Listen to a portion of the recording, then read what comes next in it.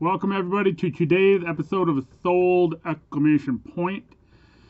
It seems in the last video when we went over the accounting for the thrift haul that I did, I made a major boo-boo. So we'll talk about that after I show what has sold today.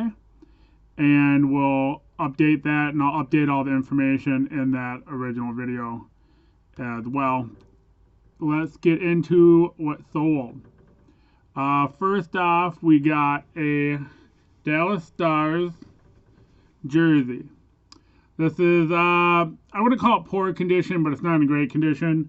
There's a decent amount of staining. There's screen printed numbers on the back, which leads me to believe that this was used in a junior league somewhere. Kind of like Little League, where they'll just buy, a Texas Rangers jersey off the rack and put numbers on it. Hockey leagues would do that too. But these jerseys are very popular. It is on vintage stock. Sold for $25. I would say that even in bad condition, you can get $20 or $25 for these jerseys, regardless of condition. So, maybe not regardless of condition, but it doesn't have to be all that great. But yeah, 25. So if you find them for $5, I think a lot of people are probably wearing them and skating in them. And so for $20, they can wear a jersey while they're out skating. That's not a bad deal. Next up, Tom Brady Patriots. I think we all know why this sold. $39.99. They're going to the Super Bowl. The thing about a jersey like this is we do run a risk of there being a rental. I've had that happen twice before, where one was in the seventh inning of the seventh game of the World Series 2 years ago, and I can't remember the team, but I remember it was a blanket, and it's like, I don't like this blanket. I want to return it. There's a flaw in the corner. And I'm like, I'm literally watching the game as you're asking for a return. I did not win that one. They held true. eBay sided with them. So there's a chance that one's going to get returned the day before the Super Bowl. There's going to be a return request, but it's not going to ship out until that Monday. But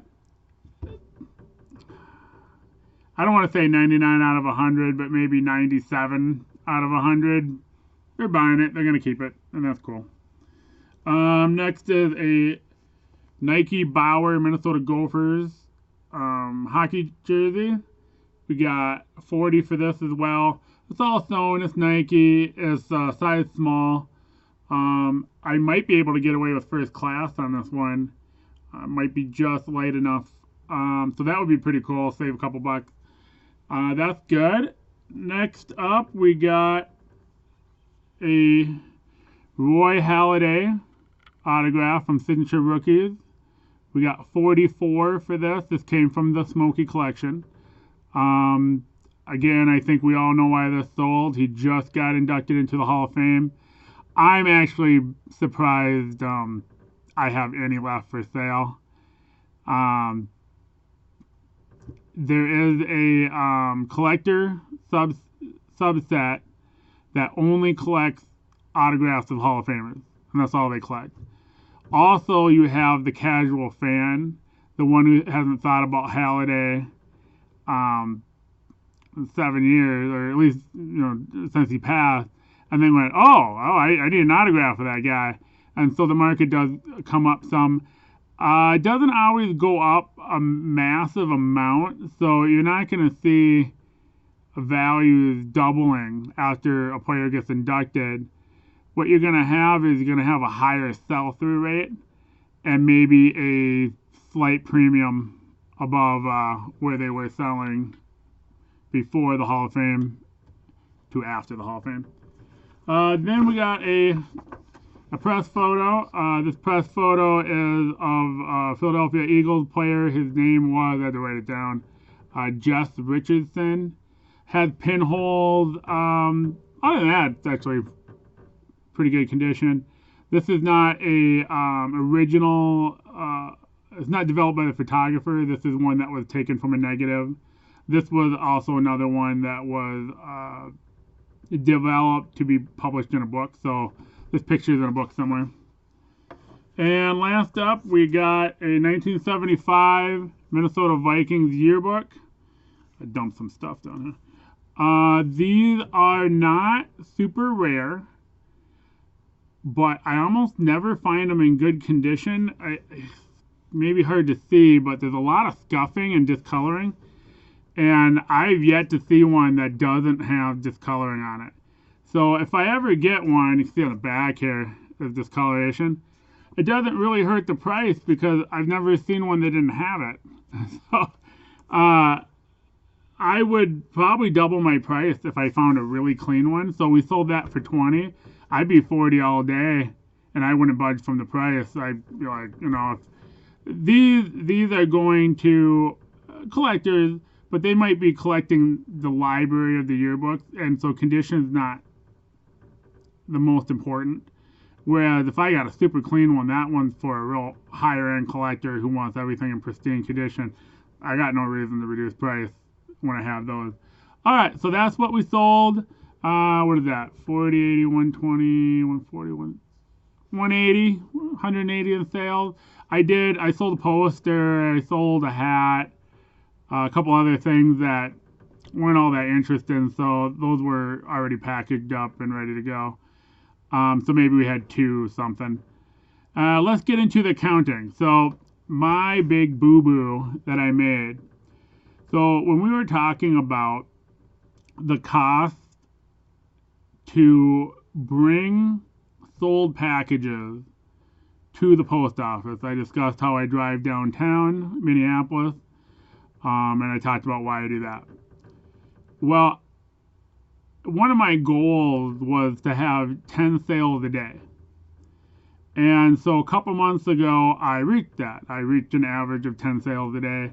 And so I had that in my head. So when I was doing the calculation, I just went 10 a day.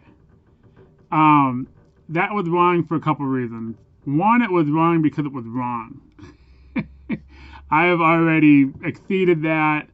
And I should have known that from the number because it was 4,196 transactions.